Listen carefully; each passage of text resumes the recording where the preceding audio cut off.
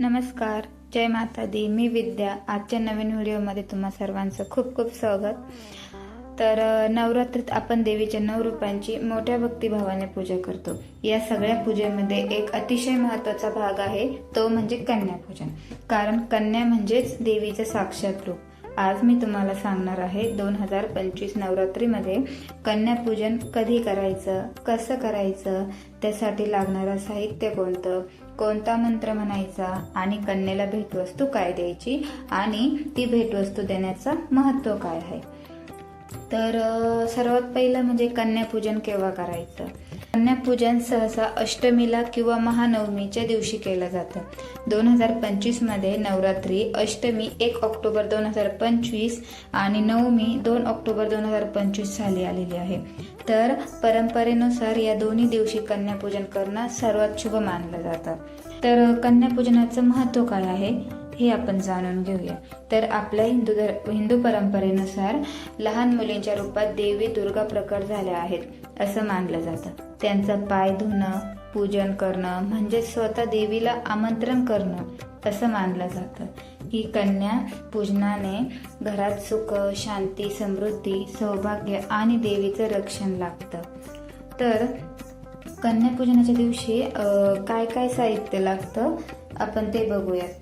तर सर्वात पहिलं म्हणजे एखादा पाट पण तिथे ठेवायचं आणि हळद, कुंकू, अक्षता, फुलं, आरतीची थाळ, दिवा, पुन्हा प्रसाद म्हणून आपण खिरापत घेऊ शकतो किंवा कोणताही गोड पदार्थ घेऊ शकतो. पाय धुण्यासाठी पाणी, पुन्हा एक छोटं भांडं आणि पाण्यामध्ये गंगाजल आणि थोडंसं दूध मिश्रित करून त्यामध्ये आपण फुलाच्या पाकळ्या टाकू शकतो. आणि भेटवस्तू म्हणून आपण एखादं फळ, कपडे, वह्या, पेन, नाणी आणि काहीतरी गोड पदार्थ आपण त्यांना देऊ शकतो. तर कन्या घरी बोलावून त्यांचे पाय स्वच्छ पाण्याने धुवून घ्यायचे. पाय पुसून त्यांना पिढ्यावरती बसवायचं. नंतर त्यांच्या कपाळी हळद कुंकू लावून फुलं अर्पण करायची. नंतर देवीचा मंत्र म्हणायचा. कन्येला नैवेद्य म्हणून आपण खिरापत देऊ शकतो किंवा तुम्ही कोणताही गोड पदार्थ देऊ शकतात. शेवटी कन्येचं आरतीने पूजन करायचं. आणि जेव्हा आपण कन्यापूजन करतो तेव्हा आपण हा मंत्र म्हणू शकतो की या देवी सर्वभूतेषु मातृरूपेण संस्थिता नमस्तस्यै नमस्तस्यै नमस्तस्यै नमो नमः. हा मंत्र म्हणताना मन भक्तिभावाने एकाग्र असायला पाहिजे. तर पुढे म्हणजे आपण भेटवस्तूचं महत्त्व बघूयात. तर पूजनानंतर जेव्हा कन्येचं पूजन होतं त्यानंतर कन्येला भेटवस्तू देण्याची परंपरा आहे. हे फक्त गिफ्ट नाही तर देवीला अर्पण मानलं जातं. भेट छोटी असली तरी मनापासून दिली तर ती सर्वात मोठी मानली जाते. असं मानलं जातं की कन्येला दिलेली भेटवस्तू देवीच्या कृपेनं रूप घेऊन परत आपल्या आयुष्यात येते. तर कन्येला काय भेट द्यायची.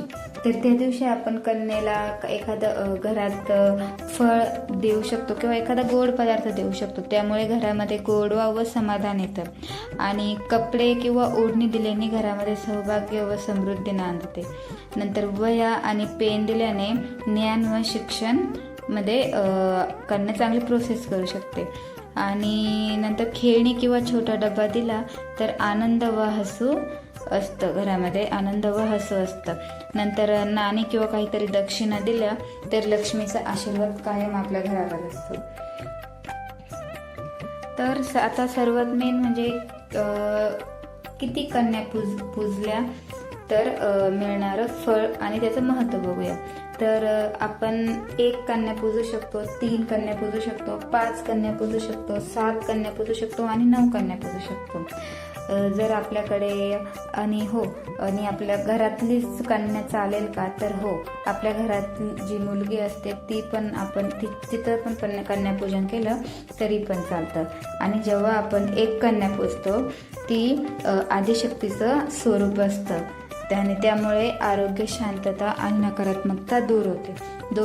3 कन्या पूजल्यास धर्म, अर्थ, काम आणि त्यापासून मिळणारं फळ कोणतं तर सुख, शांती, समृद्धी, जीवनात संतुलन राहतं. नंतर 5 कन्या पूजल्या तर पंचमहाभूताचं स्वरूप आहे, म्हणजे पृथ्वी, जल, अग्नी, वायू आणि आकाश. आणि त्यापासून मिळणारं फळ म्हणजे आपल्याला आपल्या जीवनात स्थैर्य, भरभराट, संकटांपासून मुक्ती भेटते.